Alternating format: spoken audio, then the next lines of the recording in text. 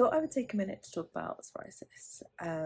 Usually videos like this tend to talk about psoriasis in a medical sense. They discuss what it means physically, what it means to the body, but there's not so much talk on the emotional side of psoriasis. So I thought maybe today is the day that I start being a bit more open with my experience, and a bit more open about how it's made me feel, how it's impacted me, and actually what that means for me just going through life as a woman in my mid 20s, featuring lots of sounds in the background. But for me, it's not always been the most simple thing. I didn't know what it was. I went from being misdiagnosed by doctors to being completely ignored when I told them the medication I was on wasn't working. So I thought, why not be open about this, and why not actually start the conversation? So, what was my journey like? Well, it started at uni. It was during a particularly stressful period, I guess, as many people are aware of. Uni can be a very stressful time. And actually, I started developing patches on my legs. Was not sure what they were at that time. Was not registered for a doctor in my uni town of Brighton, which wasn't the smartest idea. But I just had no idea what it was. Hadn't seen anything like it before. I knew I had a family history of eczema, so I assumed it was probably that. But again, I wasn't sure. My mind was racing. I let it go for a little while just because there were so many other things to be focusing on. I had deadlines, I had everything else. So actually, this was the last thing on my mind. It was only when it got a bit worse that actually I decided, instead of going to a doctor, because I was a little bit anxious about that, I would instead do some self-Googling, which I know isn't always recommended, but sometimes it's a great first step. So I decided I would do so. Found psoriasis online. Went on a deep dive, literally days, weeks, looking at this thing. Is this possible? Is this what it is? Does it look similar? I have brown skin, and all of the examples online were white skin, so it looked particularly more purple and like reddish than on my skin, where it was like brown tinted purple. This in itself had me a little bit, unsure, but actually everything was the same. The triggers were the same, and so I decided I would go to my GP back at home and talk to him about it. To my shock, he decided that he was just going to Google it in front of me, look at Google images, the images that were all on white skin, and decide that I did not have psoriasis because it did not look the same.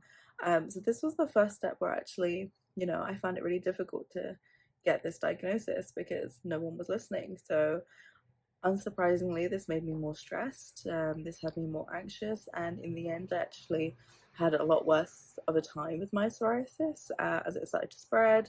The patches grew larger, and I just got more and more stressed about it, really.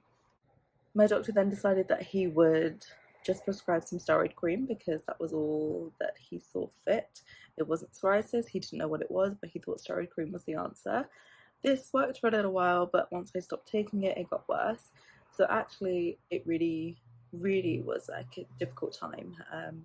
I got more stressed because I was super self-conscious of this thing that was all over my head, as you can kind of still see it, all over my legs, on my arms, on my body in general.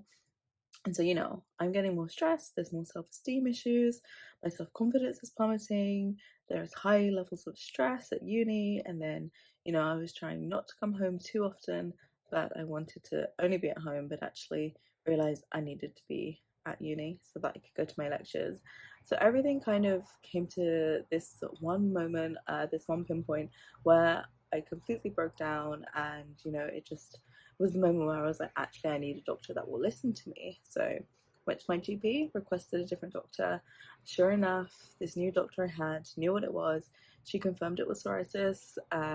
She told me steroid cream was the worst thing for me, and actually, I needed to find methods for myself that worked, and steroid cream was just going to make it worse. Sure as hell it did. And so we carried on actually like this for a little while, just exploring what works for me, what doesn't, trying to figure out my own triggers. It really did take, one person listening for me to actually feel a little bit less stressed, more understood, and a little bit better about actually where this situation was going. I never did achieve clear skin. I never did achieve the, you know, from patches to nothing dream. I didn't go through a miraculous journey. Instead, I kind of just learned to live with my psoriasis, and, you know, I try to make better decisions that will help the situation and that will make my flare ups less frequent. But I have found that, you know, stress and, you know, general, I think it led to issues with food and led to issues of like comfort eating. So there was a lot there. And then we had the pandemic. So stress really, you know, was at the top of my list of things to do, things to experience. But actually, I found that, you know, my journey with psoriasis is all about dealing with it whilst it's here, rather than wishing on a dream and rather than trying to find something that will miraculously make it go away. I've tried to live with it on its ups and its downs. You know, there are days I wake up and it's like the last thing I want to see. It's the last thing that makes me feel good. And it's the last thing that makes me feel comfortable. My self esteem is, you know, in the pits. But actually, there are other days when I realize that, so what, there is something on my skin. So what, I have this autoimmune condition. So what, other people might look, other people might think, oh, what is this? Other people might even comment thinking that, you know, they're being really useful and really helpful by suggesting this thing to me. But actually, what I've learned is that I just need to find my own methods and I need to find my own way of really being comfortable with this. And comfort isn't always easy, but, you know, I think there's a community out there who do understand this situation, they do understand this condition, and they can provide some kind of an outlet if I want them to be, and if I would like them, you know, to be part of this journey. But for me, it's really been about like, how can I accept that my skin isn't always going to be, you know, picture perfect? It's not going to look photoshopped. It's not going to look like, you know, I could be on the cover of a magazine from, you know, 2002.